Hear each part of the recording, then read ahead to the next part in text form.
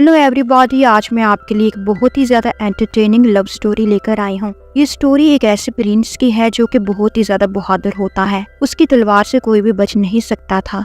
लोग तो उसके नाम से भी कांपते थे। उसे एक लड़की से प्यार हो जाता है, लेकिन लड़की को तो उससे प्यार नहीं होता, वो इसके भाई से मोहब्बत करती है। जबकि ये प्रिंस इतना ज्यादा एरोगेंट और रूड होता है कि कहता है मैं तुम्हें अपना बनाकर ही रहूंगा और तुम मेरी होने के लिए तैयार हो जाओ। इस स्टोरी का एंड बहुत ही ज्यादा ट्रेजिक है।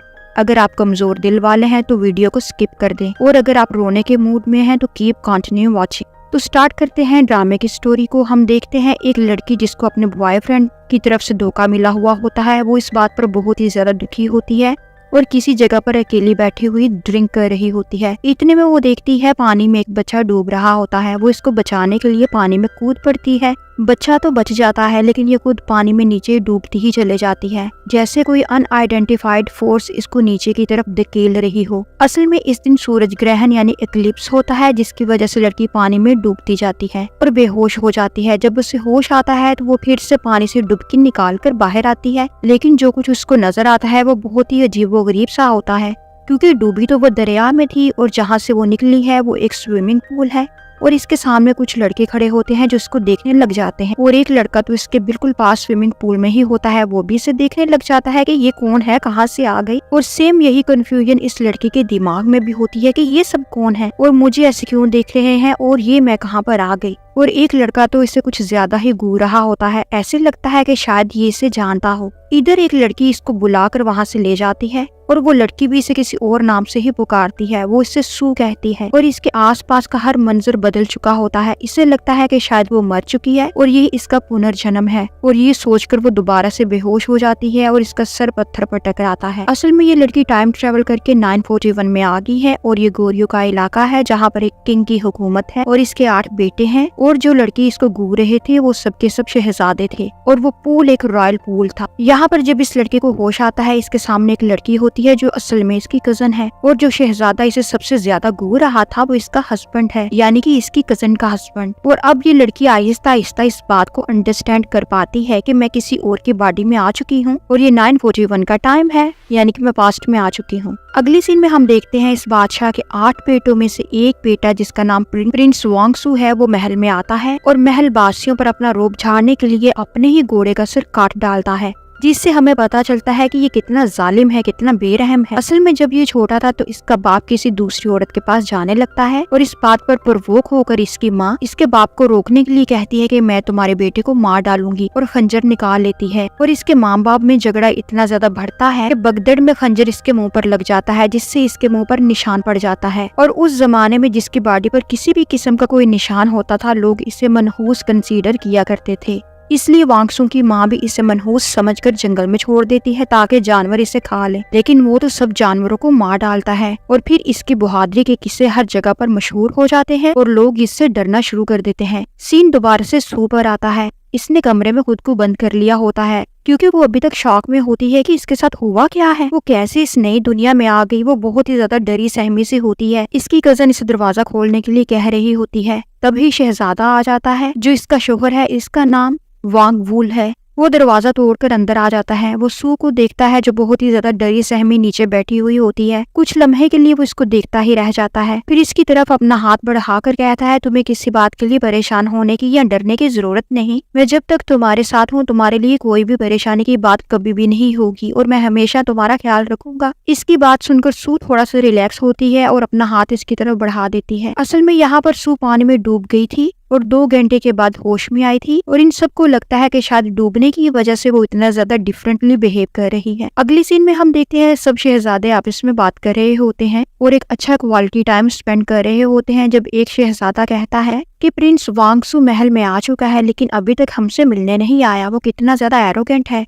तभी वहाँ पर वांगसू आ जाता है और सबकी बोलती बंद हो जाती है। असल में इसके सगे भाई भी इससे काफी डरते हैं। अगली सीन में हम देखते हैं सू यहाँ पर एडजस्ट करने की कोशिश करती है और आसपास के माहौल को जानने के लिए अपनी दोस्त से मुख्तलिफ किस्म की बातें पूछती है। वो शहजादा वांग वूल के बारे में भी पूछती है। इसकी दोस्त इसको बताती है कि ये बहुत ही अच्छा शहजादा है, रहमदिल है, और इसकी बीवी काफी देर से बीमार है और ये कुछ दिनों की मेहमान है। सू बहुत प्यार से इन दोनों को देखने लग जाती है। तभी शहजादा वांगवुल की बहन वहां आ जाती है और इसको टोकर कहती है कि तुम मेरे भाई और भाभी को ऐसे क्यों घूर रही हो, जिस पर सू भी इससे अच्छा खासा जवाब देती है कि तुम्हें फजूल बकवास करने की जरूरत नहीं, असल में वो तो 21st सेंचुरी की लड़की है तो वो आउटस्पोकन तो होगी ही। जिस पर शहजादी को बहुत ही ज्यादा गुस्सा आता है कि किसी की जरूरत नहीं हुई आज तक मुझसे इस तरह से बात करे, फिर वो इससे रिवेंज लेने का सोचती है। यहाँ पर सीन शिफ्ट हो जाता है, हम देखते हैं वांगवुल सू के साथ बात करने के लिए आता है और इस रूम में इतनी ज्यादा अलमारियां होती हैं कि दोनों कंफ्यूज हो जाते हैं, वो एक दूसरे के पीछे पीछे ही भागते रहते हैं। फिर आखिरकार ये एक दूसरे के आमने सामने आ जाते हैं। वांगवुल को इसका बिहेवियर बहुत ही ज्यादा चेंज लगता है, जब से वो होश में आई हुई होती है वो बहुत ही ज्यादा चेंज बिहेव कर जो रही है, वो बहुत ही ज्यादा बोल्ड और आउटस्पोकन हो चुकी है, जबकि पहले तो वो ऐसी बिल्कुल भी नहीं थी, वो तो बहुत ही ज्यादा इंट्रोवर्ट थी। वांगवुल को इसका ये बदला हुआ रूप हैरान भी करता है और अच्छा भी लगता है। वो इससे कहता है, जब मैंने तुम्हारी कजिन के साथ शादी की थी तो मैंने इसे प्रॉमिस किया था कि मैं हमेशा तुम्हारा ख्याल रखूंगा, क्योंकि तुम्हारी कजिन ने मुझे बताया था कि तुम्हारे माँ बाप नहीं है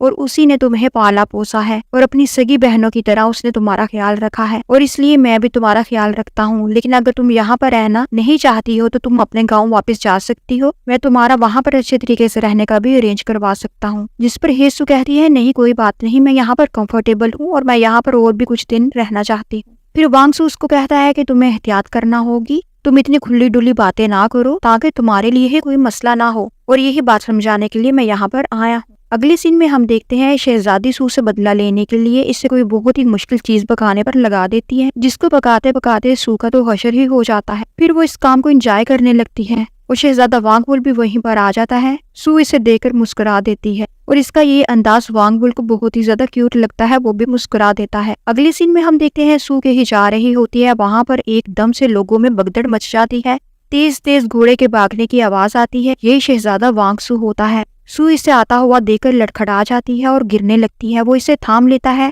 और गिरने से बचाकर अपने घोड़े पर अपने साथ बिठा लेता है। वो इसे देखने लगती है और फिर डर कर नजरें नीचे कर लेती है और शहजादा वांगसू भी इसे देखने लगता है और फिर डर कर नजरें नीचे कर लेती है और शहजादा वांगसू भी इसे देखने लगता है और फिर आगे जाकर इसे घोड़े से गिरा देता है और जाने लगता है। जिस पर सू इसे कहती है, रुको जरा, पहले मेरी बात सुनो फिर जाना। और सीधा होकर वो इससे पूछने लगती है, तुमने तो मेरी हड्डी पसली ही तोड़ दी है, क्या तुमने मुझे बैग समझा हुआ है जो मर्जी से मुझे उठाकर घोड़े पर बिठाओगे और मर्जी से मुझे नीचे फेंक दोगे? वांगसू को इसकी बात पर हंसी आती है, फिर वो आगे बढ़ने लगता है। वो फिर से इसे रोकर कहती है, तुमने मेरी बात का जवाब नहीं दिया, पहले मुझे मेरी बात का आंसर दो फिर जा। जिस पर वो अपने घोड़े से इसको डराता है और ये डर जाती है, फिर वो वहां से चला जाता है।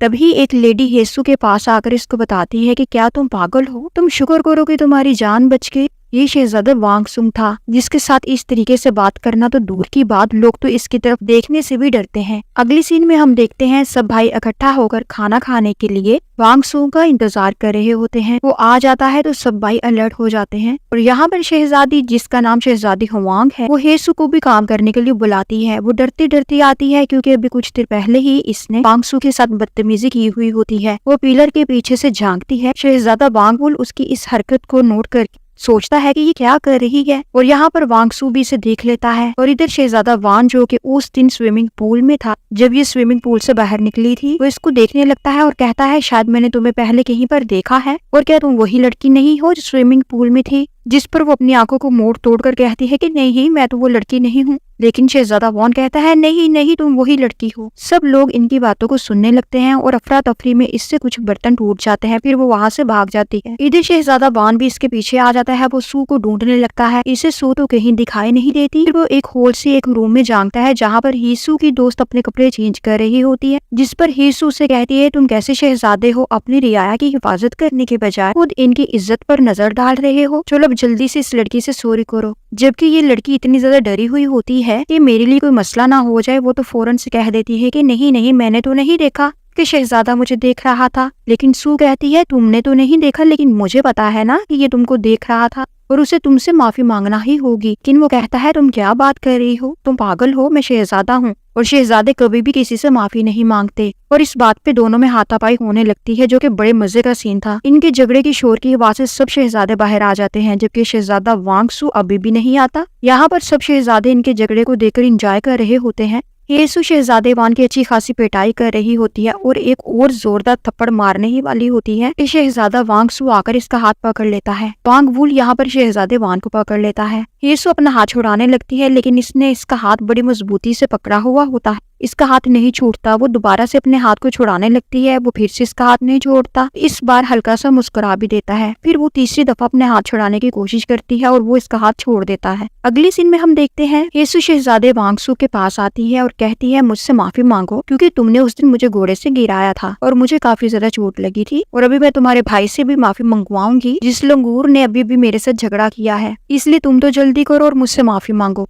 फिर मुझे तुम्हारे भाई के पास भी जाना है। जिस पर शहजादा वांग सू से कहता है तुम कौन हो। वो अपना नाम बताती है कि मेरा नाम हेसु है। वो कहता है मैंने तुम्हारा नाम नहीं पूछा, मैंने पूछा है तुम्हारा रैंक क्या है और तुम्हारा फैमिली बैकग्राउंड क्या है जिसकी वजह से तुम एक शहजादे से इस तरह से बात कर रही हो। वो कहती है इसका मतलब है तुम इस बेस पर माफी नहीं मांग सकते कि तुमने लोगों के साथ गलत किया, तुम लोगों के बैकग्राउंड की बेस पर इनसे माफी मांगते हो, वरना तो तुम लोगों को अपनी गलती का एहसास नहीं होता और जिसका बैकग्राउंड स्ट्रांग ना हो तो इसका मतलब है तुम लोग उसके साथ कुछ भी कर सकते हो। फिर वांग सू कहता है कि ठीक है मैं माफी मांग लेता हूँ लेकिन मेरी माफी सुनने के बाद तुम्हें मरना होगा और वो इससे माफी मांगने ही लगता है कि वो डर जाती है। तभी इसे इसकी कजन वहाँ आती हुई दिखाई देती है और वो भागकर अपनी कजन के पास चले जाती है और यहाँ पर वांग सू से जाता हुआ देखने लगता है। अगली सीन में हम देखते हैं सब शहजादे अपने भाई यानी शहजादा वॉन का मजाक उड़ा रहे होते हैं। वो कहते हैं लगता है हेसु तुमसे प्यार करती है इसीलिए उसने इतने प्यारे प्यारे तरीके से तुम्हारे साथ झगड़ा किया। और ये सुनकर तो शहजादा वॉन के दिल में लड्डू फूटने लगते हैं। अगले सीन में हम देखते हैं हेसु सोचती है मैं पानी में डूबने की वजह से पास्ट में आई थी और पानी में जाने की वजह से मैं दोबारा से फ्यूचर में जा सकती हूँ और ये सोचकर वो उसी पूल की तरफ जाती है जहाँ से ये निकली थी। और यहाँ पर शहजादा वान सू अपनी माँ से मिलने के लिए आता है जो कि इसकी सगी माँ है, लेकिन इसके बावजूद भी वो अपने बेटे से इस तरह से नफरत करती है जैसे कोई सौतेली माँ भी ना करती होगी। वो अपने दूसरे बेटों के साथ बैठी हुई गप्पे शप्पे लगा रही होती है और शहजादा वांग सू को देखकर अवॉइड कर देती है और कहती है तुम यहाँ क्यों आए हो, मैंने तुम्हें बोला था ना अगर मैंने तुमसे मिलना होगा तो मैं तुम्हें खुद बुला लूंगी। वो अपनी माँ को देखकर कहता है कि मैं आपके लिए एक गिफ्ट लेकर आया हूँ, लेकिन इसकी माँ का तो बिल्कुल भी इस पर ध्यान नहीं होता और वो गिफ्ट दिए बगैर ही वहाँ से चला जाता है और फिर नहाने के लिए पूल की तरफ जाता है। लेकिन वहाँ पर पानी में पहले से सूख होती है जो एकदम से पानी से बाहर निकलती है। वांग सू इसे देखकर चौंक जाता है क्योंकि इसके फेस पर मास्क नहीं था जिससे इसने अपना स्कार छुपा कर रखा हुआ होता है। और इधर हेसु भी चौंक जाती है कि ये अभी तक पास्ट में ही है और फिर इसे वांग सू का शिकार भी दिखाई देता है। वांग सू कहता है कि तुम्हारी जुर्रत कैसे हुई यहाँ आने की और अगर तुमने किसी को मेरे स्कार के बारे में बताया तो तुम्हारे लिए अच्छा नहीं होगा। और ये कहकर वो वहाँ से गुस्से से चला जाता है और यहाँ पर इसकी पिन जो अपनी माँ के लिए गिफ्ट के तौर पर लेकर आया था रह जाती है और सू इसकी पिन को उठा लेती है ताकि वो इसको बाद में दे सके। अगली सीन में हम देखते हैं महल में एक फेस्टिवल हो रहा होता है जहाँ पर क्राउन प्रिंस पर हमला करने के लिए वांग सू की माँ ने अपने बेटों के साथ मिलकर तैयारी कर चुकी हुई होती है और दूसरी तरफ क्राउन प्रिंस को बचाने के लिए क्राउन प्रिंस की जगह पर वांग सू को बिठा दिया जाता है और इसको एक मास्क भी पहना दिया जाता है ताकि जब अटैकर्स वांग सू को क्राउन प्रिंस समझकर इस पर अटैक करें तो वो पकड़े जाएं। और होता भी ऐसे ही है, अटैक होता है, क्राउन प्रिंस बच जाता है और वांग सू अटैक करने वालों पर उल्टा अटैक करके इनको भगा देता है और इस तरह से वांग सू की माँ की प्लानिंग फेल हो जाती है। लेकिन दुख की बात यह होती है कि राजा को जब पता चलता है कि क्राउन प्रिंस की जगह पर वांग सू पर अटैक हुआ था तो इसे वांग सू की जरा सी भी फिक्र नहीं होती, जिस पर वांग सू की आंखों में तो आंसू आ जाते हैं जिससे वो सबसे छुपाने लगता है और अटैकर्स को मारने के लिए जंगल की तरफ भाग जाता है। यहाँ पर हेसु भी इसको जाता हुआ देखकर इसके पीछे भागती है क्योंकि इसकी पिन इसके पास होती है और वो इसको लुटाना चाहती है। और यहाँ पर वांग सू सब अटैकर्स को मार डालता है, कुछ अटैकर्स भाग जाते हैं और उन अटैकर्स का एक आदमी वांग सू के हत्थे चढ़ जाता है। वो वांग सू के हाथों मरने ही वाला होता है कि वहाँ पर हेसु भी आ जाती है और वो अटैकर हेसु को पकड़कर कहता है कि अगर तुमने मुझे जाने ना दिया तो मैं इस लड़की को मार डालूंगा। जिस पर वांग सू कहता है कि मार डालो, मुझे कोई फिक्र नहीं। तभी शहजादा वांग वुल आकर हेसु को बचाता है। फिर से शहजादा वांग सू को मारने लगता है कि इसकी वजह से मैं अटैकर तक नहीं पहुंच पाऊंगा। जब वांग वुल इससे रिक्वेस्ट करता है कि ये मेरी बीवी की कजन है, प्लीज इसे छोड़ दो और अटैकर तक पहुंचने में मैं तुम्हारी हेल्प करूंगा, जिस पर वो ना चाहते हुए भी इसको छोड़ देता है और वहां से चला जाता है। इसके बाद हेसु रोने लगती है और ऊंची ऊंची आवाज में चिल्लाने लगती है कि ये कैसा इंसान है, हर वक्त मुझे जान से मारने की फिराक में रहता है और ये वाकई में मुझे किसी दिन मार डालेगा और मैं क्या करूं, मैंने इसका क्या बिगाड़ा है। ऐसी बातें सुनकर वांग वुल को इस पर बड़ा प्यार आता है और इसको गले से लगा लेता है यहाँ पर घर पर आकर इसकी कजन इसके वॉन्ड पर दवाई लगा रही होती है। वो अभी भी सेम बातें ही कर रही होती है कि ये कितना जालिम शहजादा है, वांगसू मुझे मार डालेगा, और अगर शहजादा वांगवुल ना होता तो आज मैं मर जाती। वांगवुल को इसकी बातों पर बहुत ही ज्यादा हंसी आती है, जिस पर इसकी बीवी से कहती है कि मुझे लगता है तुम इसे पसंद करने लगे हो। वो कहता है कि शायद हाँ, क्योंकि ये एकदम से बदल गई है। इसकी बातें बहुत ही ज्यादा फ्रेश लगती हैं, फुल ऑफ लाइफ लगती हैं, जो एकदम से मेरी सारी परेशानी को दूर करके मुझे खुश कर देती हैं। इसकी वजह से मेरे चेहरे पर स्माइल आ जाती है। अगले सीन में हम देखते हैं हेसु अपनी दोस्त के साथ कहीं जा रही होती है। रास्ते में शहजादा वांगसू बैठा हुआ होता है। वो इनको रोकता है और इसकी दोस्त की तरफ देखता है। वो इसका इशारा समझकर वहां से चले जाती है और वो हेसु के करीब आकर उसको घूरने लगता है। हेसु तो डर जाती है और रोने लगती है। वो कहती है मुझे टैकर्स के बारे में कुछ भी नहीं पता, प्लीज मुझे जाने दो। तभी वांगवुल भी वहां आ जाता है और शहजादा वांगसू से कहता है जब इसे नहीं पता तो तुम क्यों जबरदस्ती इस बेचारी को परेशान कर रहे हो। जिस पर वांगसू हेसु को कहता है कि ठीक है, यहाँ से चले जाओ और दोबारा कभी भी मेरे सामने ना आना, वरना मैं तुम्हें जान से मार डालूंगा। हेसु बेचारी तो बोल ही पड़ती है कि क्या तुम हर वक्त मुझे जान से मारने की धमकी देते रहते हो? क्या जिंदा रहने की ख्वाहिश करना इतना बड़ा जुर्म है? इसकी बातें सीधा जाकर वांगसू के दिल को चीरती हैं और वो कुछ जाहिर किए बिना ही वहां से चला जाता है। फिर वो अपनी माँ के वफादार साथी के ठिकाने पर हमला करके सबको मार डालता है, क्योंकि इसको यकीन था कि अटैकर्स ने हमला इसकी माँ के कहने की वजह से किया था। और अपनी माँ के साथियों को मारने की एक रीजन ये भी थी ताकि वो अपनी माँ को इन फ्यूचर बचा सके, क्योंकि इन लोगों में से कोई भी इसकी माँ के खिलाफ गवाही दे सकता था। वो अपनी माँ को आकर बताता है कि ये सब आपने ही करवाया था ना, लेकिन देख ले मैं अपने भाई को बचाने में कामयाब हो गया और आपके वफादार साथी को भी मैंने मार डाला। जिस पर इसकी माँ इसकी अच्छी खासी बेइज्जती करती है और कहती है तुम इंसान नहीं हो, तुम जानवर हो और यहाँ से चले जाओ, दोबारा कभी भी मेरे सामने ना आना। जिस पर वो कहता है आपकी बात बिल्कुल ठीक है, मैं इंसान नहीं हूँ, मैं जानवर हूँ, इसीलिए आपने मुझे बचपन में ही जानवरों के बीच में छोड़ दिया था ताकि वो मुझे खा ले। लेकिन देख लें, आज इंसानों के साथ साथ जंगल के जानवर भी मुझसे डरते हैं और मैं हमेशा आपके प्यार को तरसता रहा और आज के बाद मैं कभी भी आपके सामने नहीं आऊंगा। और वो वहां से चला जाता है और फिर पत्थरों को उठाकर फेंकने लगता है। ये पत्थर लोगों ने अपने प्यारों की याद में रखे हुए होते हैं। तभी हेसु भी वहां आ जाती है, इसे खून में लथपथ देकर कहती है तुमने फिर से लोगों को मारा है क्या? वो कहता है कि हाँ, मैंने बहुत से इंसानों का कत्ल किया है और ये इनका ब्लड है। वो कहती है तुमने लोगों को क्यों मारा है? तुम क्यों इतने खूनख्वार हो? तुम क्यों हर वक्त लोगों की जान लेने पर तुले रहते हो? जिस पर वो कहता है जिंदा रहने के लिए ये सब करना ही पड़ता है। एनीवेज किसी तरह से हेसु इसको काम करने की कोशिश करती है। अगले सीन में हम देखते हैं वांगसू को खाना देने का टाइम हो रहा होता है, लेकिन सब लड़कियां जाने से इनकार कर देती हैं क्योंकि वो सब वांगसू से डरती हैं। जिस पर वो हेसु को भेज देती हैं। वो चले जाती है। वांगसू अकेला पहाड़ी पर बैठा हुआ होता है। वो इसे देखता है। ये डरते हुए कहती है मैं खाना लेकर आई हूँ। कहता है कि खाना रखो और जाओ। वो जाने लगती है, लेकिन फिर कुछ सोचकर वहीं बैठ जाती है। वांगसू से कहता है कल रात को तुमने जो भी देखा था इसे भूल जाओ और किसी को कुछ भी बताने की जरूरत नहीं, वरना तुम्हारी खैर नहीं। सू कहती है तुमने मुझे बड़ा फजूल समझा है क्या? मेरी अपनी भी 100 तरह की प्रॉब्लम्स है, मेरे पास इतना ज्यादा टाइम नहीं कि मैं हमेशा तुम पर ही फोकस करूं और तुम्हारी ही बातें लोगों को बताती फिरूं। एक बात तो बताओ, तुमने रात को इतने ज्यादा लोगों को क्यों मारा था और हुआ क्या था? जिस पर वो बात को टालने के लिए कहता है कि तुम मुझे ये बताओ कि तुम रॉयल स्विमिंग पूल में क्या कर रही थी। जिस पर वो बात को टालने लगती है और कहती है चिकन खाओ, ये बहुत ही अच्छा बना है। फिर वो वापसी पर बर्तन उठाए जा रही होती है। बर्तन बहुत ही ज्यादा हैवी होता है, इससे बर्तन को उठाने में प्रॉब्लम हो रही होती है। वांगसू इसकी हेल्प करने के लिए हाथ आगे बढ़ाता है, लेकिन फिर रहने देता है। इसे अब हेसु थोड़ी थोड़ी सी अच्छी लगने लगी है और इसे तो शहजादा वांगवुल से प्यार हो चुका हुआ होता है। हालांकि वो जानती है कि वांगवुल मैरिड है, लेकिन फिर भी वो अपनी फीलिंग्स को कंट्रोल नहीं कर पा रही और वो बहुत ही ज्यादा गिल्ट भी महसूस करती है और रोती भी है। और यहाँ पर आगे जाकर स्टोरी बहुत ही ज्यादा एंटरटेनिंग हो जाएगी, लव ट्रायंगल बन जाएगा, सैड भी हो जाएगी। इस स्टोरी में जितने भी लवर्स हैं किसी को भी अपना लव नहीं मिलता। अगले सीन में हम देखते हैं वांगवुल की बीवी की तबीयत बहुत ही ज्यादा खराब होती है। वो अपने शोहर से कहती है मैं जानती हूँ मैं वांगसू से मोहब्बत हो गई है, तुम मेरे मरने के बाद इससे शादी कर लेना ताकि तुम मेरे जाने के बाद खुशी वाली जिंदगी गुजारो। वांगवुल एक अच्छा शोहर तो था, वो अपनी बीवी का हर तरह से ख्याल रखता था, लेकिन इससे मोहब्बत नहीं करता था और ये शादी भी इसने सिर्फ और सिर्फ अपना पॉलिटिकल कैरियर स्ट्रॉन्ग करने के लिए की थी। से शिफ्ट होता है शहजादा वान हेसु के पास आकर कहता है तुम्हें राजा ने अपने पास बुलाया है। इस दिन तुम्हारा और मेरा झगड़ा हुआ था ना, तो राजा को पता चल गया है, वो तुमसे मिलना चाहते हैं। जिस पर हेसु कहती है कि क्या वो मुझे सजा देंगे? जिस पर वो कहता है नहीं नहीं, मैंने सारी बातें इनको बता दी है कि वो एक बस छोटी सी शरारत थी। और फिर वो शर्माने लगता है। इसके शर्माने के तरीके को देखकर हेसु को लगता है कि क्या इसको कहीं मुझसे प्यार व्यार तो नहीं हो गया, तो इतना शर्मा रहा है।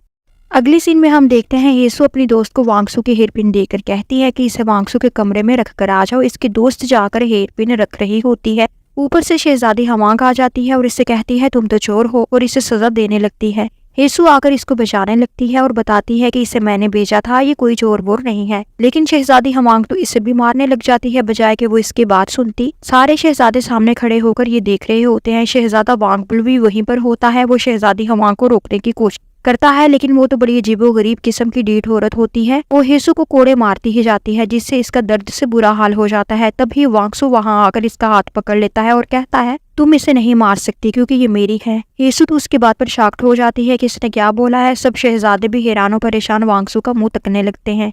शहजादी हवांग भी बोलती बंद हो जाती है। वांगसु फिर से कहता है क्या तुमने सुना नहीं मैंने क्या बोला है, ये मेरी है और बस मेरी है। मैं जो चाहूँ इसके साथ कर सकता हूँ और किसी को इसे कुछ कहने नहीं दूंगा। फिर हेसु अपनी दोस्त को वहां से लेकर चले जाती है। असल में जो शहजादी हवांग है वो वांगसु को बहुत ही ज्यादा लाइक करती है और इससे शादी करना चाहती है। हालांकि वांगसु इसका भाई है, लेकिन सुतेला भाई है, सगा भाई नहीं, और उस जमाने में ऐसे रिश्ते एक्सेप्टेबल थे। अगले सीन में हम देखते हैं शहजादा वांगबुल शहजादा वांगसु का रास्ता रोकर कहता है तुमने ये क्या कहा कि हेसु तुम्हारी है, दोबारा ये कहने की कभी जरूरत ना करना, क्योंकि वो मेरी बीवी की कजन है और उसका ख्याल रखना मेरी रिस्पॉन्सिबिलिटी है, तुम्हारी नहीं। और तुम्हारे लिए यही अच्छा होगा कि तुम हमेशा के लिए उससे दूर रहो। वांगसु को उसकी बातें काफी ज्यादा बुरी लगती हैं, लेकिन फिर भी वो चुप ही रहता है। अगले सीन में हम देखते हैं वांगबुल हेसु को दवाई देने के लिए आता है, लेकिन वो तो बहुत ही ज्यादा रो रही होती है और अपने आप को ह्यूमिलेट भी महसूस कर रही होती है। वो सोचती है कि वो किस तरह की दुनिया में आ गई है जहाँ पर छोटी छोटी बातों पर लोगों को इतना ज्यादा ह्यूमिलेट किया जाता है, और इसी ह्यूमिलेशन की वजह से वो वांगबुल को फेस नहीं कर सकती और वो प्रिटेंड करती है कि वो सो रही है। जब इसे लगता है कि वांगबुल चला गया है तो वो बाहर आती है, लेकिन वो तो अभी भी यहीं पर होता है। वो हेसु से कहता है मुझे माफ कर देना, आज जो भी हुआ दोबारा कभी नहीं होगा, और आज मुझे एहसास हुआ कि मैं तुमसे कितना ज्यादा प्यार करने लगा हूँ और मैं दोबारा कभी भी किसी को इजाजत नहीं दूंगा कि वो तुम्हें नुकसान पहुंचाए।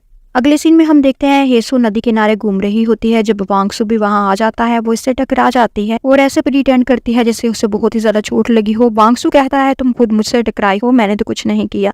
हेसु कहती है तुमने कल ये क्यों कहा था मैं तुम्हारी हूँ, मैं कोई भेड़ या बकरी हूँ जो तुम्हारी हूँ। वांगसु कहता है ये कौन सा तरीका है तुम्हारा मुझे शुक्रिया कहने का, कल मैंने तुम्हें पिटने से बचाया था और तुम मुझसे किस तरह से बात कर रही हो। फिर वो इसके बहुत ही ज्यादा करीब आकर कहता है तो मुझे इस तरह से कहना चाहिए था कि ये औरत मेरी है। और फिर इससे पूछता है कि क्या तुम्हें अब मुझसे डर नहीं लगता, क्योंकि तुम मेरी हर बात का बेखौफ होकर जवाब देती हो। हेसु कहती है कि हाँ मुझे तुमसे डर नहीं लगता, हालांकि मुझे तुमसे डर लगना तो चाहिए क्योंकि तुम बहुत ही ज्यादा बेरहम इंसान हो, लेकिन मैं क्या करूं जो मुझे तुमसे डर नहीं लग रहा। और मैं इस बात पर भी हैरान हूं कि कल तक तो तुम मुझे जान से मारना चाहते थे और आज मुझे प्रोटेक्ट कर रहे हो और इस वक्त मेरे साथ इतने पोलाइटली बात भी कर रहे हो। मुझे समझ नहीं आ रही कि तुम इतने ज्यादा चेंज बिहेव क्यों कर रहे हो। और थैंक्स बोलकर वहां से चले जाती है। अगली सीन में हम देखते हैं शहजादा जेसु मुश्किल में होता है। कुछ आदमी इसको जान से मारना चाहते हैं। वो इसकी मदद को भागती है और लकड़ी का डंडा इस बेचारे के हाथ लगता है। वो इसी को इस्तेमाल करते हुए शहजादा जेसु को प्रोटेक्ट करने की कोशिश करती है, लेकिन ये कहाँ पर इतनी ज्यादा स्ट्रॉन्ग थी कि इन आदमियों को डरा सकती। वो दोनों इन आदमियों के हाथों मरने ही वाले होता है कि शहजादा वांगबुल वहां आ जाता है और इनकी मदद करता है। फिर वो आदमी दोबारा से इन सब पर हावी हो जाते हैं और इन तीनों को मारने लगते हैं कि शहजादा वांगसु वहां आ जाता है और इसको आता देकर सब आदमी अपने हथियार छोड़कर फौरन से भाग जाते हैं। शहजादा जेसु हेसु को शुक्रिया कहता है कि इसने इसकी जान बचाई। हेसु क्योंकि मॉडर्न जमाने की लड़की होती है वो उससे गले लगा लेती है और कहती है कोई बात नहीं, ये तो मेरा फर्ज था। जबकि इसकी इस हरकत पर शहजादा वांगबुल और शहजादा वांगसु से देखने लगते हैं कि ये क्या कर रही है। जेसु भी हैरान हो जाता है कि ये सब क्या है। हेसु को उनके फेस एक्सप्रेशन से पता चल जाता है कि ये कुछ ज्यादा ही हो गया है। वो फौरन से पीछे हटती है और कहती है असल में तुम मेरे छोटे भाई की तरह दिखते हो, इसलिए मैंने तुम्हें हक किया। जेसु भी बात को संभाल लेता है। वो कहता है हाँ हाँ मेरे लिए भी तुम मेरी बहन की तरह ही हो। जिस पर वांगसु कहता है कि क्या वाकई में ये तुम्हारी बहन है। अगले सीन में हम देखते हैं वांगबुल और हेसु घर को जा रहे होते हैं। अचानक से वांगबुल इसको पकड़ लेता है और इससे कहता है कि मुझे लगा था कि आज मैंने तुम्हें खो दिया। हेसु तो इसकी बात पर हैरान और परेशान होती है कि इससे क्या हो गया है। वो अपना आप छुड़ाने लगती है जब वो इसके शोल्डर्स को और मजबूती से पकड़ लेता है और कहता है मैं तुमसे बहुत ही ज्यादा प्यार करता हूँ और कभी भी दोबारा ये गलती कभी ना करना और अपनी जान को मुसीबत में ना डालना, वरना मैं तुम्हारे बगैर जी नहीं पाऊंगा। और वो इसको किस करने ही वाला होता है जब इसकी बीवी और गांव के कुछ लोग इन दोनों को ढूंढते हुए वहां आ जाते हैं। अगले सीन में हम देखते हैं वांगबुल की बीवी की तबीयत बहुत ही ज्यादा खराब होती है। वो हेसु से कहती है कि मैं अपने आखिरी वक्त पर बहुत ही ज्यादा खूबसूरत दिखना चाहती हूँ। हेसु को क्योंकि मेकअप करना बहुत ही अच्छा आता है, इसलिए हेसु इसे बहुत ही अच्छे तरीके से तैयार करती है। वो दोनों एक दूसरे को बहुत गहरी नजरों से देख रही होती है। एक इस दुनिया से जा रही है और दूसरी इसके शोहर की जिंदगी में आने को सपने सजाए बैठी है। इसकी तबीयत बहुत ही ज्यादा खराब होती है। येसु भागकर वांगसू को बुलाती है। वांगसू उसे अपने कंधे पर बिठाकर बाहर ले आता है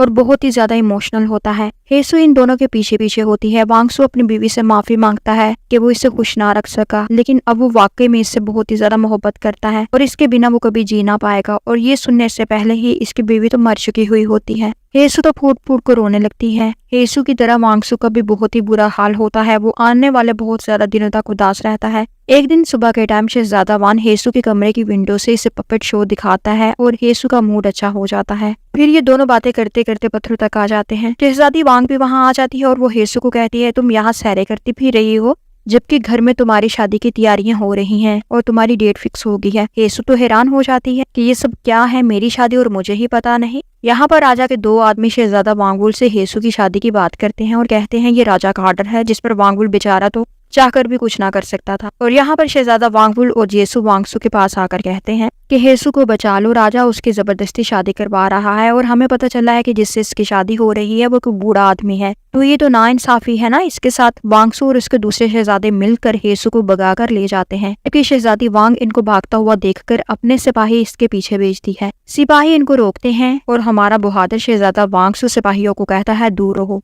मैं किसी भी सूरत में येसु को किसी बुढ़े आदमी से शादी करने के लिए नहीं भेजूंगा। लेकिन जब सिपाही बताते हैं जिस बुढ़े आदमी की बात आप कर रहे हैं वो आपके पिताजी यानी राजा हैं। राजा अपनी नई शादी कर रहे हैं और ये शादी वो येसु से कर रहे हैं। वांगसू तो अभी भी जिद पर होता है कि वो येसु को नहीं जाने देगा। येसु कहती है कि अगर मैं ना गई तो सब शहजादों की जान चले जाएगी। वो घोड़े से उतरने लगती है, लेकिन वांगसू इसे रोकता है, कहता है मैं नहीं जाने दूंगा तुम्हें, तुम बैठी रहो और मैं सब संभालूंगा। मेरे होते हुए तुम्हें किसी भी किस्म की फिक्र करने की जरूरत नहीं। लेकिन येसु किसी भी शहजादे को अपनी वजह से मुसीबत में नहीं डालना चाहती, इसलिए वो सिपाहियों का साथ देती है और वापस चले जाती है। इधर इसे कोर्ट लेडी के पास लाया जाता है जो महल के सब सर्वेंट्स को कंट्रोल करती थी। इस शादी के लिए येसु को तैयार करना इन्हीं की रिस्पॉन्सिबिलिटी होती है। वो सबसे पहले येसु की बॉडी को एग्जामिन करती हैं ताकि पता चले कि इसकी बॉडी पर कोई स्कार तो नहीं है, क्योंकि जिस लड़की की बॉडी पर किसी भी किस्म का कोई निशान होगा इसकी शादी राजा के साथ नहीं होगी। कुछ एग्जामिन करने के बाद वो सेटिस्फाई हो जाती हैं कि येसु की बॉडी पर कोई स्कार नहीं है और वो राजा से शादी करने के लिए बिल्कुल कंपैटिबल है। येसु तो बहुत ही ज्यादा ना करती है, चीखती चलाती है, लेकिन कोई भी इसके बात को नहीं सुनता। राजा येसु से शादी करने के लिए आ ही रहा होता है जब शहजादा वांगबुल जमीन पर बैठकर राजा अपने बाप से कहता है कि वो ये शादी ना करें, और इधर वांगसू भी आ जाता है और कहता है कि आप ये शादी ना करें। राजा को तो अच्छा खासा गुस्सा आ जाता है कि इसके बेटों को क्या हो गया है, वो क्यों नहीं चाहते कि मैं शादी ना करूं। राजा कहता है ये शादी करना सियासत को अच्छे तरीके से हैंडल करने के लिए बहुत ही ज्यादा जरूरी है, और वो शादी करने के लिए रोम में चले जाते हैं। यहाँ पर येसु राजा से कहती है कि अगर मेरी बॉडी पर स्कार होगा तो आप मुझसे शादी नहीं करेंगे ना, और ये कहकर वो अपना हाथ काट लेती है और स्कार बना लेती है। बादशाह तो इसकी हिम्मत और जुर्रत पर हैरान और परेशान हो जाता है। येसु बेहोश हो जाती है, वांगबुल उसे उठाकर ले जाता है। सब शहजादे बाहर ही खड़े होते हैं, मतलब इन सबको कितनी ज्यादा फिक्र होती है येसु की। और यहाँ पर वांगसू बिल्कुल चुपचाप खड़ा हुआ बेहोश येसु को देख रहा होता है। असल में इसे बहुत ही ज्यादा डर लग रहा होता है कि अगर येसु को कुछ हो गया तो ये क्या करेगा। अगले सीन में हम देखते हैं येसु को कोर्ट लेडी के पास भेज दिया जाता है ताकि वो अपने आने वाली जिंदगी वहीं पर गुजारे। शहजादा वांगबुल इससे मिलने आता है और कहता है मैंने जितना बेबस अपने आप को इस सारी सूरत हाल में महसूस किया है इससे पहले कभी नहीं किया, और अगर आज मेरे पास ताकत होती और मैं पॉलिटिकली स्ट्रांग होता तो ये सब ना होने देता। येसु को उसकी बातों से बहुत ही ज्यादा अच्छा फील होता है कि वो इसकी फिक्र कर रहा है। दोनों में प्यार ज्यादा शिद्दत से होने लगता है। येसु तो ये भी सोचने लगती है कि अगर मुझे वापस फ्यूचर में जाने की जरूरत होगी तो तब भी मैं ना जाऊंगी, क्योंकि अब मैं वांगबुल के बगैर शायद ना रह सकूं और मैं यहीं पर रहना चाहती हूँ। अगली सीन में हम देखते हैं वांगसू येसु से मिलने के लिए आता है। वो कमरे के बाहर खड़ा इसका इंतजार कर रहा होता है। येसु कहती है तुम्हें मेरे लिए फिक्रमंद नहीं होना चाहिए, मैं यहाँ पर बहुत ही ज्यादा खुश हूँ और बहुत ही ज्यादा इजीली सारे कामों को मैं मैनेज कर लूंगी। और वो बड़ी हंसी खुशी सारी बातें कर रही होती है। येसु अचानक से इसका हाथ पकड़ लेता है और गुस्से से कहता है तुमने अपना हाथ क्यों काटा, अगर कट गहरा होता तो तुम्हें कुछ हो जाता, और अगर तुम्हें कुछ हो जाता तो मेरा क्या होता। येसु तो इसकी तरफ देखने लगती है कि इसे मेरी इतनी ज्यादा फिक्र क्यों हो रही है। वो कहती है इसके अलावा मेरे पास कोई दूसरी ऑप्शन ही नहीं थी, या तो ये शादी मैं होने देती और सारा कुछ चुपचाप बर्दाश्त करती, और फिर मुझे अचानक से महसूस हुआ कि अगर मुझे खुद को बचाना है तो मुझे खुद ही कोई स्टैंड लेना होगा, इसलिए मैंने अपने आप को बचाने के लिए अपना हाथ काटा। वांगसू इसे कहता है कि ऐसा करने की दोबारा जुर्रत कभी भी ना करना, मैं तुम्हें कभी भी माफ नहीं करूंगा। अगले सीन में हम देखते हैं येसु को वांगबुल मिलने के लिए बुलाता है। वो मिलने के लिए जाती है। वांगबुल इसे कहता है मैं बहुत जल्द तुमसे शादी करूंगा, सबसे पहले मुझे अपने आप को किसी रैंक पर एस्टैब्लिश करना होगा ताकि कल को हमें किसी भी तरीके की मुश्किल ना हो और मैं तुम्हें प्रोटेक्ट कर सकूं। वो दोनों बहुत ही ज्यादा प्यार भरी बातें करते हैं। हेसू उसके शोल्डर पर अपना सर रख देती है। अगले सीन में हम देखते हैं एक शहजादा जिसकी बर्थडे होती है, वो शहजादा वांगसू को अपने गिफ्ट के तौर पर कहता है कि मैं चाहता हूँ तुम अपना मास्क उतार कर मुझे अपना चेहरा दिखा दो और यही मेरे लिए गिफ्ट होगा। सब हैरान और परेशान हो जाते हैं कि ये क्या कह रहा है। वांगसू ऐसा ही करता है, वो मास्क उतारता है, सब इसका चेहरा देख लेते हैं। वांगसू बहुत ही ज्यादा इंसल्टेड फील करता है और वो वहां से भागकर चला जाता है। हेसू उसके पीछे आती है और उसको रोकने की कोशिश करती है। वो तो इस पर भी भड़क उठता है और इसका हाथ पकड़कर इसे दीवार के साथ लगाकर कहता है, तुम जिस तरीके से मुझे देखती हो मुझे इस तरह से देखने से नफरत है। वो कहती है, मैं तुम्हें किस तरह से देखती हूँ। वो कहता है, तुम्हारी आंखों में मेरे लिए सिंपैथी होती है जो कि मेरे स्कार की वजह से है और सब लोग मेरा मजाक बनाते हैं और अब तुम भी मुझ पर हंसो।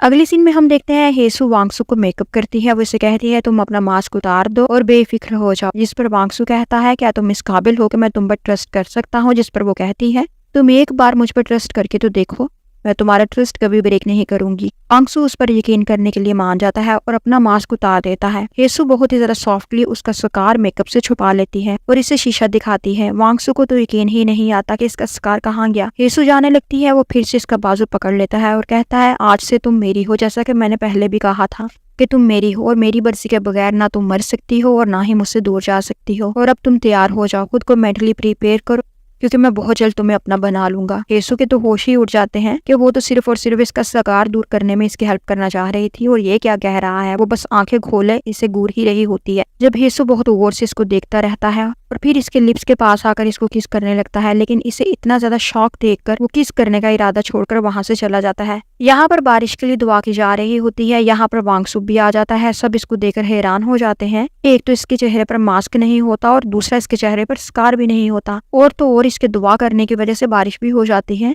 जिसको सब एक अच्छा साइन समझते हैं और लोगों की नजर में वांगसू की इज्जत बहुत ही ज्यादा बढ़ जाती है और तो और राजा भी इससे बहुत ही ज्यादा इम्प्रेस हो जाता है। हेसू भी इधर ही होती है। वो वांगसू के लिए बहुत ही ज्यादा खुश होती है। तभी इसे याद आता है 21st सेंचुरी में हिस्ट्री के बुक में इसने गोरियो किंगडम और इसके शहजादों के बारे में सारी डिटेल पढ़ी थी। इन डिटेल्स के मुताबिक एक भाई अपने बाकी के सारे भाइयों को मार डालेगा। इसे लगता है कि शायद वो वांगसू ही हो जो अपने सारे भाइयों को मार डालेगा। वो ये सोचकर खौफजदा हो जाती है और वहां से डरते डरते भाग जाती है। अगले सीन में हम देखते हैं वांगसू हेसू का हाथ पकड़कर खींचकर अपने गले लगा लेता है। ये इतना ज्यादा सडन होता है कि वो एकदम से डर जाती है। वो कुछ समझ नहीं पाती कि ये क्या हुआ है और वो पीछे को हटती है। जब वांगसू उसको देखता है तो कहता है, डर क्यों रही हो, ये मैं ही हूँ। वो कहती है, मुझे माफ कर देना शहजादे, मैं बस डर गई थी। वो कहता है, माफी क्यों मांग रही हो, बल्कि मुझे तुमसे माफी मांगनी चाहिए कि मैंने तुम्हें डरा दिया। फिर वो ये भी कहता है कि आज तुम्हारी वजह से जिंदगी में पहली बार मैं इतना अच्छा फील कर रहा हूँ और सब लोगों ने आज मेरी बहुत ही ज्यादा तारीफ की है और मैंने पहली बार अपने पिताजी की नजरों में भी अपने लिए काइंडनेस देखी है और ये सब तुम्हारी वजह से पॉसिबल हुआ है। जिस पर हेसू सोचती है, ये बातों से तो बहुत ही ज्यादा अच्छा लग रहा है, लगता तो नहीं कि ये फ्यूचर में अपने भाइयों को मरवा भी सकता है। फिर वो इससे कहती है, तुम्हें अपने गुस्से को कंट्रोल करना होगा ताकि कल को तुम अपने गुस्से की वजह से किसी को हर्ट ना करो। इधर हम देखते हैं वांगसू की माँ इसे खाने पर इनवाइट करती है। वो जाता है, इसके 2 भाई पहले से ही वहां पर इनवाइटेड होते हैं, वो खाना खा रहे होते हैं। इसकी माँ वांगसू से कहती है कि मैं चाहती हूँ कि तुम क्राउन प्रिंस का मर्डर कर दो ताकि तुम्हारे बड़े भाई को तख्त पर बैठना नसीब हो। वांगसू कहता है, अच्छा तो आपने इस मकसद के लिए मुझे खाने पर बुलाया था, वैसे तो आप मुझे बिल्कुल भी लिफ्ट नहीं करवाती और मैं आपके लिए कभी भी अपने भाई को नहीं मारूंगा। और गुस्से से वहां से चला जाता है और कहता है, दोबारा मुझे कभी ना बुलाइएगा। इधर हेसू वांगसू के बारे में सोचकर घबरा रही होती है कि क्या ये वाकई में फ्यूचर में अपने भाइयों को मार डालेगा। वो कमरे से बाहर आ जाती है क्योंकि इसे बहुत ही ज्यादा घुटन का एहसास होता है। इधर वांगसू तो पहले ही इसकी तरफ आ रहा होता है। वो हेसू को देखकर आवाज लगाता है। हेसू मुड़कर देखती है तो इसे देखकर डरकर भागने लगती है। वो हेसू को पकड़ लेता है और कहता है, कहीं ना जाओ, मुझे तुम्हारे पास रहना है। हेसू पीछे को हटती है और कहती है, नहीं, मैं आपके साथ नहीं रहना चाहती, मुझे आपसे डर लग रहा है। वांगसू तो पहले ही अपनी माँ की वजह से बहुत ही ज्यादा मोटिफाइड होता है। वो इसे जोरदार आवाज में कहता है, तुम मेरी मर्जी के बगैर कहीं नहीं जा सकती जब तक मैं ना चाहूँ। मैंने कहा था ना, तुम मेरी हो, सिर्फ और सिर्फ मेरी हो, तो तुम्हें हमेशा वही करना होगा जो मैं चाहूंगा। फिर वो इसके बहुत ही ज्यादा करीब आ जाता है और इसको पकड़ लेता है। वो अपना हाथ छुड़ाने की कोशिश करती है लेकिन इसकी गिरफ्त बहुत ही ज्यादा मजबूत होती है। वो इमोशनली इसको देखता हुआ इसके बहुत ही ज्यादा करीब हो जाता है। वो कहती है, शहजादे, ये आपकी गलतफहमी है कि मैं आपकी हूँ, मैं आपकी नहीं हूँ, मेरा आपसे कोई ताल्लुक नहीं है। वो कहता है, तुम गलत कह रही हो, तुम्हारा ताल्लुक मुझसे ही है और तुम मेरी हो और मैं तुम्हें कभी भी खुद से दूर भागने नहीं दूंगा। फिर वो इसे किस करता है। हेसू इसे दूर करती है। वांगसू फिर से इसे खींचकर जोर से पकड़कर दोबारा से किस करता है। हेसू इसे पीछे हटाने के लिए हाथ पांव मारती है लेकिन वांगसू इसे नहीं छोड़ता और जब किस कर चुका होता है तब ही छोड़ता है। फिर वो हेसु को देखता है जो आंखें झुका इनफेक्ट बंद किए बुरी तरह से कांप रही होती है। वो इसे पकड़कर जबरदस्ती ले जाता है। जेसु इन दोनों को जाता हुआ देखता है और वांगवुल को बताने के लिए भागता है। यहाँ पर हम देखते हैं वांगसु हेसु को दरिया के किनारे लेकर आया होता है। वो हेसु को कहता है तुमने कहा था कि तुम मेरी नहीं हो और तुम्हें मुझसे डर लग रहा है, लेकिन ये बात मैं कभी नहीं मानूंगा, क्योंकि अगर तुम्हें मुझसे डर लग रहा होता तो तुम कभी भी मेरी हेल्प ना करती। और मुझे किसी भी बात पर शर्मिंदगी नहीं है, मैंने कुछ गलत नहीं किया। अगर मैंने तुम्हें जबरदस्ती किस की है, अगर मैं तुम्हें जबरदस्ती यहाँ पर लेकर आया हूँ और अगर जबरदस्ती मैंने तुम्हें टच किया है तो मुझे किसी भी बात पर शर्मिंदगी नहीं है, क्योंकि ये मेरा हक है। और अगर तुम मुझसे दूर भागने की कोशिश कर सकती हो तो करके देख लो, तुम मुझसे पीछा कभी नहीं छुड़ा सकती और मैं कभी भी नहीं मान सकता कि तुम मेरी नहीं हो या मुझसे डरती हो। जिस पर हेसु कहती है मैं तो सिर्फ आपकी मदद करना चाहती थी, इससे ज्यादा कुछ भी नहीं। मेरे दिल में कोई और है जिससे मैं बहुत ही ज्यादा मोहब्बत करती हूँ और वो भी मुझसे बहुत ही ज्यादा मोहब्बत करता है और बहुत जल्द हम शादी करने वाले हैं। जिस पर वो कहता है कि वो कौन है मुझे बताओ, मैं इसे जान से मार डालूंगा, लेकिन तुम्हें किसी और का होने नहीं दूंगा। हेसु इसकी धमकी से डर जाती है और नाम नहीं बताती कि वो वांगवुल है। फिर वो इसे पिन देता है और कहता है तुम जो चाहो इसके साथ कर सकती हो, चाहो तो इसको रख सकती हो, चाहो तो इसको फेंक सकती हो, लेकिन याद रखना कि जितनी जल्दी हो सके तुम अपने आप को मेंटली प्रिपेयर कर लो, क्योंकि बहुत जल्द मैं तुम्हें अपना बना लूंगा। इधर वांगवुल को जो पता चलता है कि वांगसु हेसु को घोड़े पर बिठाकर जबरदस्ती कहीं पर ले गया है, वो तो आग बगोला हो जाता है और वो भी जेसु के साथ इनके पीछे निकल पड़ता है। इधर रास्ते में हेसु और वांगवुल इससे वापस आता हुए दिखाई देते हैं। शहजादा वांगवुल कहता है क्या तुम्हें पता नहीं हेसु को महल से निकलने की इजाजत नहीं है, तुम इसे यहाँ पर क्यों लेकर आए हो, इसके लिए कोई प्रॉब्लम हो जाएगी। और कहता है हेसु तुम इसके घोड़े से उतरकर मेरे पास आओ, मैं तुम्हें वापस छोड़ दूं। जिस पर वांगसु कहता है तुम्हें कोई जरूरत नहीं, ये मेरे साथ आई थी और मेरे साथ ही वापस जाएगी और मैं सब संभालूंगा। मेरे होते हुए किसी की हिम्मत नहीं कि वो हेसु को कुछ भी बोले। वांगवुल फिर भी कहता है नहीं तुम हेसु को छोड़ो, ये मेरे साथ ही जाएगी। हेसु कहती है नहीं, मेरे लिए यही ठीक होगा कि मैं वांगसु के साथ ही वापस जाऊं। असल में हेसु को वांगवुल की फिक्र होती है कि कहीं मेरी वजह से वो किसी मुसीबत में न पड़ जाए, और वो वांगसु को तो जानती है कि मुश्किलें खुद इससे डरती हैं, ये क्या किसी मुश्किल में होगा। इधर महल में कोर्ट लेडी हेसु को डांटती है कि क्या तुम्हें पता नहीं था कि तुम्हारे लिए महल से बाहर जाना अलाउड नहीं है, तो फिर क्यों गई, इसके लिए तुम्हें अच्छी खासी पनिशमेंट हो सकती है। जिस पर वांगसु कोर्ट लेडी से कहता है मैं इसे लेकर खुद गया था, इसलिए फिलहाल इसे बाहर जाते हुए किसी ने भी नहीं देखा, तो आप भी इस बात को सीक्रेट ही रखिएगा। फिर वो हेसु की तरफ देखता हुआ वहां से चला जाता है। हेसु अभी भी बुत बनी हुई खड़ी हुई होती है। अगले सीन में हम देखते हैं शहजादी हुमांग हेसु को अपने रास्ते से हटाने के लिए प्लानिंग कर चुकी हुई होती है। हेसु की ड्यूटी यहाँ पर सब शहजादों को खाना देने की होती है। शहजादी हुमांग एक डिश में पॉइजन डाल देती है जो कि वांगसु पी लेता है और बेहोश हो जाता है और हेसु को अरेस्ट कर लिया जाता है। राजा उसे मौत की सजा सुना देता है। यहाँ पर कोर्ट लेडी जिसको पता चल गया है कि वो बीमार है और उसके पास बस कुछ ही दिन बाकी बचे हैं जिंदा रहने के लिए, तो वो इस सब का इल्जाम खुद पर लगा लेती है और राजा इसे मौत की सजा सुना देता है और हेसु को छोड़ देता है। कोर्ट लेडी असल में इसलिए ऐसा करती है कि उसे हेसु अपने बच्चों की तरह लगने लगी थी और इसका कोई बच्चा नहीं था और उसका भी राजा के साथ अफेयर था, लेकिन राजा इससे शादी नहीं करता और ये कोर्ट लेडी बन जाती है। और आगे चलकर हेसु के साथ भी कुछ ऐसा ही होगा, बल्कि हेसु के साथ तो कुछ ज्यादा ही वर्स्ट होगा, जिसके लिए हमें कहानी के एंड तक जुड़े रहना है। हेसु को जब पता चलता है कि मेरी जगह पर कोर्ट लेडी को फांसी दी जाएगी तो वो बहुत ही ज्यादा रोती है, चीखती चिल्लाती है, राजा के दरबार के सामने बैठकर प्रोटेस्ट करती है। बारिश होने लगती है लेकिन वो भूखी प्यासी 2 दिन तक वहीं बैठी रहती है कि राजा कोर्ट लेडी को छोड़ दे, लेकिन ये तो इसकी फूलिशनेस होती है। सब शहजादे खड़े से देख रहे होते हैं। शहजादा वांगवुल भी आता है। हेसु को उसे देखकर तसल्ली होती है कि ये इसकी मदद करेगा और सब ठीक हो जाएगा, क्योंकि वो मोहब्बत के बड़े बड़े दावे मेरे साथ कर चुका है, लेकिन वो तो दूर से ही इसे देखकर वापस हो जाता है। हेसु को तो यकीन नहीं होता कि क्या ये वही वांगवुल है जो उसके साथ जीने मरने की कस्में खाता था। बारिश और तेज हो जाती है, वो भीग रही होती है, साथ साथ इसके आंसू भी निकल रहे होते हैं और कोर्ट लेडी को लटकाए जाने की घड़ी करीब आ रही होती है। तभी शहजादा वांगसु वहां आ जाता है और अपना लिबास इस पर फैला देता है। जब सब दूर खड़े इसका तमाशा देख रहे होते हैं तब शहजादा वांगसु ही इसकी मदद करने को आता है, जिससे इसको इतनी ज्यादा नफरत थी और इससे दूर भागती थी। इधर कोर्ट लेडी को फांसी के लिए लाया जाता है। राजा की बीवी इसका मजाक उड़ाकर कहती है कि तुम्हारी यही औकात थी और तुम्हें ऐसे ही मरना था और तुम्हारी मौत के बाद कोई भी तुम्हें याद नहीं करेगा। जब ये कोर्ट लेडी सोच रही होती है कि मुझे कोई याद करे ना करे, लेकिन एक इंसान मुझे लाजमी याद करेगा, और वो ये बात राजा के बारे में करती है, क्योंकि राजा और कोर्ट लेडी का बहुत ही ज्यादा स्ट्रॉन्ग अफेयर था। एनीवेज कोर्ट लेडी को फांसी दे दी जाती है और हेसु चीखती चिल्लाती है। वांगसु से थाम लेता है और ये वांगसु के बाजुओं में बेहोश हो जाती है। अगली सीन में हम देखते हैं वांगसु हेसु से मिलने के लिए आता है काफी दिनों के बाद। हेसु तो काफी ज्यादा उदास हो चुकी हुई होती है। एक तो कोर्ट लेडी जो इससे बच्चों की तरह प्यार करती थी वो मर चुकी है, और दूसरा वांगवुल के प्यार का झूठा फेस भी अनकवर हो चुका है। वांगसु इससे कहता है मुझे कुछ अरसे के लिए दूर जाना है और क्या तुम मेरा इंतजार करोगी, और प्लीज मेरा इंतजार करना, मैं लाजमी आऊंगा। वो कहती है मैं तुम्हारा इंतजार नहीं करूंगी, क्योंकि मैं नहीं चाहती कि मेरी वजह से तुम्हें किसी किस्म की मुसीबत का सामना करना पड़े। सू कहता है तुम इंतजार करो ना करो, मैं फिर भी तुम्हारे पास आऊंगा। और फिर वो इससे अपने करीब करके किस करने लगता है। हेसू को पता चल जाता है कि ये दोबारा से मुझे किस करने लगा है और वो अपने लिप्स पर हाथ रख लेती है। वांगसू मुस्कुरा देता है और कहता है फिक्र ना करो, अब मैं तुम्हारी परमिशन के बगैर कभी भी तुम्हें किस नहीं करूंगा। फिर वहां से चला जाता है। असल में वांगसू को राजा की तरफ से सजा मिली हुई होती है और उसे महल से दूर 1 साल तक के लिए भेज दिया जाता है, क्योंकि इसने राजा के ऑर्डर के खिलाफ जाकर हेसू को बचाने की बहुत ही ज्यादा कोशिश की थी और वो चला जाता है। यहाँ पर हेसू इस हादसे से इतनी ज्यादा डिस्टर्ब हो चुकी हुई होती है कि वो अपने आप को भूलकर महल के कामों में लग जाती है और महल की दासियां इसका मजाक उड़ाती रहती हैं, इसे बुले करती हैं, लेकिन वो चुपचाप सारे काम करती है। शहजादा वांगहुल भी अपने किए पर बहुत ही ज्यादा शर्मिंदा होता है, लेकिन वो हेसू के सामने आने से कतराता है।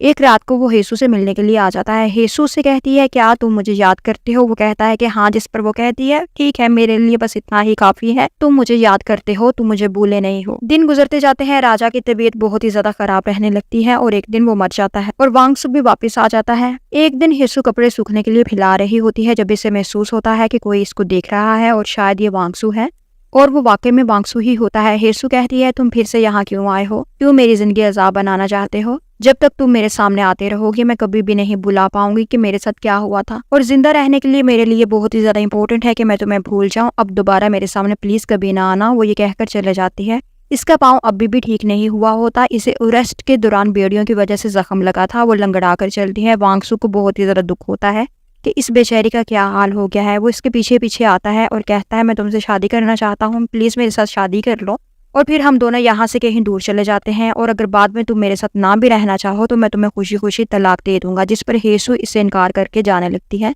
और वांगहुल खड़ा ये सब देख रहा होता है। हेसू के जाने के बाद वांगसू इसके पीछे जाने लगता है जब वांगहुल इससे रोकर कहता है इससे दूर ही रहो, और तुम ये क्या झूठी तसल्लियां इसको दे रहे थे कि तुम इससे शादी करोगे। तुम नहीं जानते कि कोई शहजादा दासी से शादी नहीं कर सकता। अब हेसू एक दासी है। वांगसू कहता है मैं जो कहता हूँ करके रहता हूँ। वांगसू कहता है कि मैं जो कहता हूँ वो मैं करके रहता हूँ। मैंने हेसू को अगर बोला है कि मैं इससे शादी करूंगा तो मैं वाकई में इससे शादी करूंगा। मैं तुम्हारी तरह नहीं हूँ कि मुश्किल के वक्त में हेसू को छोड़ दूं। इधर क्राउन प्रिंस को महसूस हो जाता है कि दुश्मन इसकी जान लेने वाले हैं। वो अपनी बच्ची को बचाने के लिए खंडरात में बेचने लगता है जहाँ पर वांगसू का बचपन गुजरा हुआ होता है।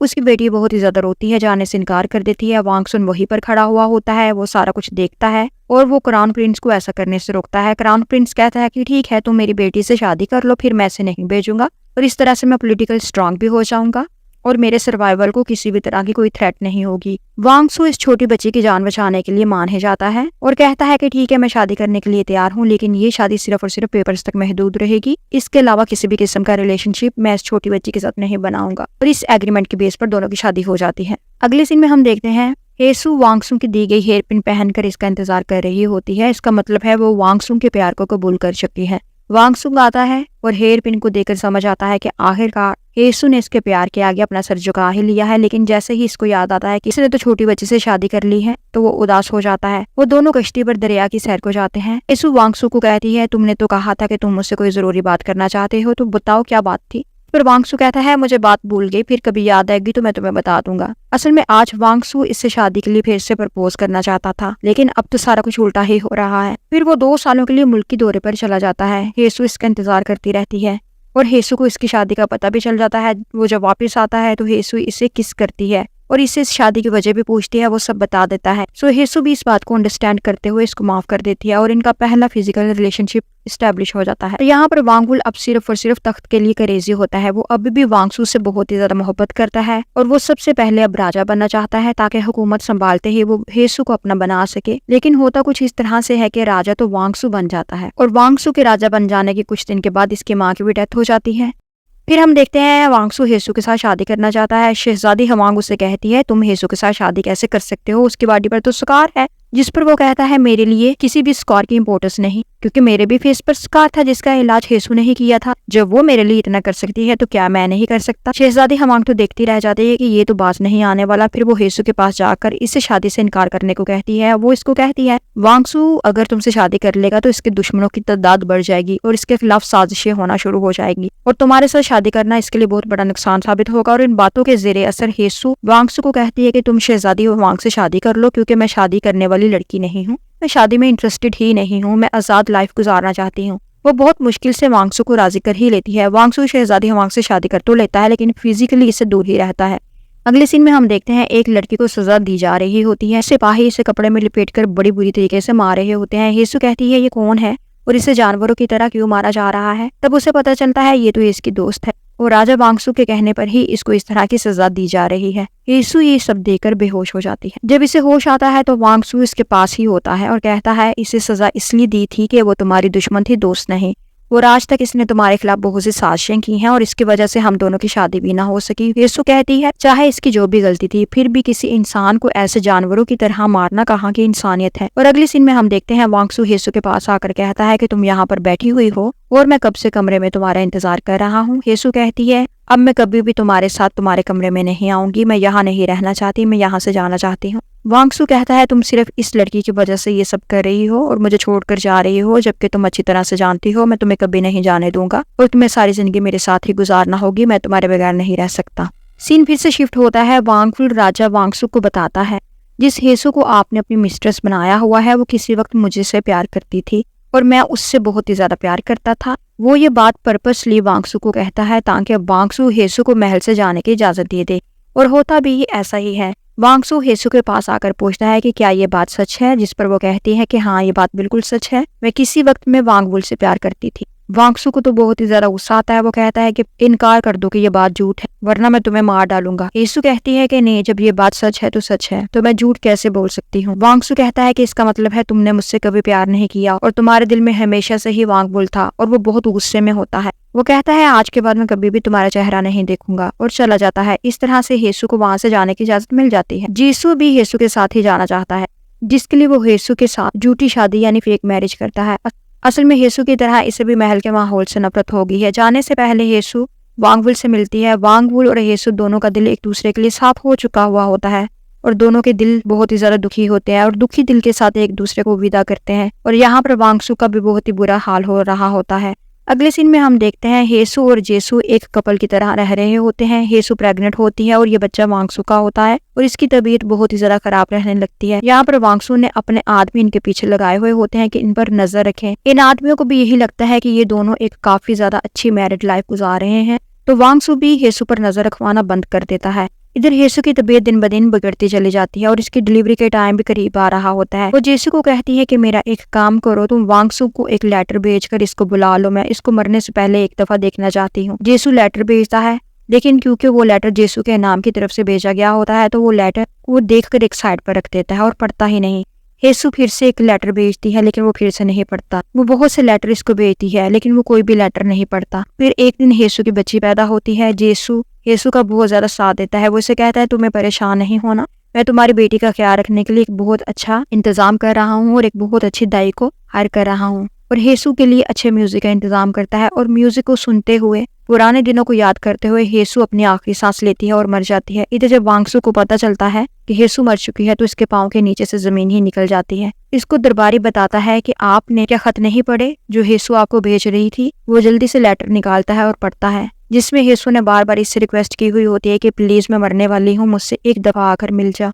वो भागता हुआ रोता हुआ आता है और हेसु की अस्थियों को ले जाता है। बाकी के सारे प्रिंस भी मर चुके हुए होते हैं, बस जेसु और वांगसू और वांगवुल ही बचते हैं। वांगवुल भी बूढ़ा हो जाता है, बीमार रहने लगता है और एक दिन हेसु की मौत से पहले ही उसकी भी मौत हो जाती है। सारा महल वीरान हो जाता है। 7 सालों बाद वांगसू की बेटी यानी हेसु की बेटी उसी दरख्त के पास दिखाई देती है जहाँ पर वो हेसु के साथ अक्सर आया करता था। वो भी इसके साथ टकराती है और कहती है तुमने मेरा सर ही तोड़ दिया, जिस पर इसको हेसु याद आ जाती है और वो कहता है तुम कौन हो। और जेसु को देखकर इसको समझ आता है कि ये इसकी बेटी है। वो कहता है ये मेरी बेटी है और इसको अब मैं अपने साथ ही रखूंगा, जिस पर जेसु कहता है कि मैं इसको छोड़ के नहीं जाऊंगा और अगर आपको मुझे कत्ल करना है तो मुझे कत्ल कर दें, क्योंकि हेसु की यही आखिरी ख्वाहिश थी कि इसकी बेटी को महल की घुटन ज़्यादा माहौल में ना रखा जाए। जिस पर वांगसू बहुत ज्यादा सैड होता है और वहां से चला जाता है। अगले सीन में हम देखते हैं महल पर काले बादल छा जाते हैं, आसमान पर चांद बहुत ही ज्यादा लंबा हो जाता है और हेसु अपने प्रेजेंट की दुनिया में वापस आ जाती है। लेकिन इसे कुछ याद नहीं होता कि इसके साथ क्या हुआ था, वो कहाँ गई थी और कहाँ से होकर आई है। लेकिन एक दिन गोरियो और इसके राजा के शहजादों की पिक्चर देखकर इसे सब याद आ जाता है और वो बहुत ही ज्यादा रोती है और वांगसू को याद करके बहुत ही ज्यादा रोती है। इससे माफी मांगती है कि मैं तुम्हें वहीं पर छोड़कर वापस यहाँ पर आ गई। और यहाँ पर इस स्टोरी का एंड हो जाता है।